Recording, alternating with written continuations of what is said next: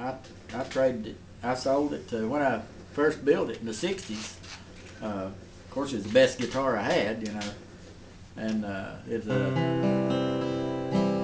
used to go spend the nights with my grandma after my grandpa died. Mm-hmm. I just walked down the road to her house, and I'd take my guitar with me. And one evening, right a little before dark, the local moonshiner came in, and he had this stranger with him. And I was some kin to the moonshiner, but we assumed anybody hanging out with him's got to be a crook. Uh-huh. And so me and my granny was real worried about that guy with him. That fella with him said, "I heard you made a guitar. I want to see it." And back in those days, unheard of anybody make a guitar. They come from the store, Mm-hmm. or Martin or Gibson. And I got it out and showed it to him, and he picked on it. He got to bragging on it, and even though I was scared to death of him, I really did like him bragging on my guitar. He said, "I believe it's the best guitar I've ever played." And he could play pretty good. He could sing Hank Williams stuff, sung a few songs and picked some. And that's why I got to wondering, what did you take for it? I'd like to buy this guitar. And I said, I don't want to sell my guitar. and and he just kept bragging on it.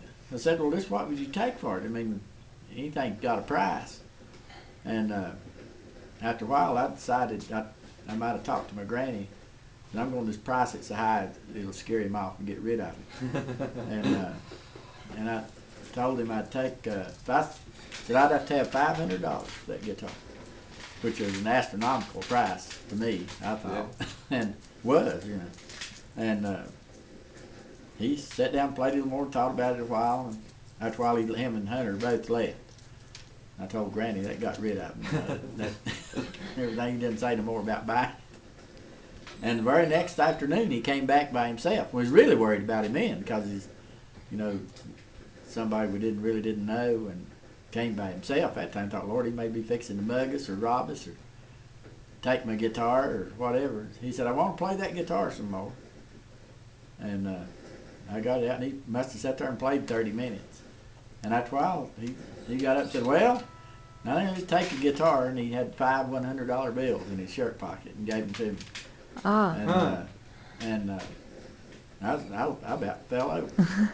I couldn't, of course, I hated to lose my guitar, but that was more money than I'd ever seen or heard tell of. Yeah. I could not believe somebody would pull out $500 for a guitar.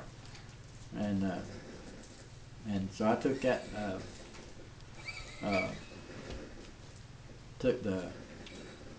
that $500. I could have bought a car. I didn't have no car, and probably didn't have for years either. But I could have bought a car for $500. You bought a pretty nice car back then. And but I bought one of them old Shopsmith machines, and for a fellow I knew had, and some tools and wood and stuff. I told my granny, Lord, if I can make this kind of money making guitars, that's what I'm going to do. And of course, it was a long time before I got another $500 for a guitar.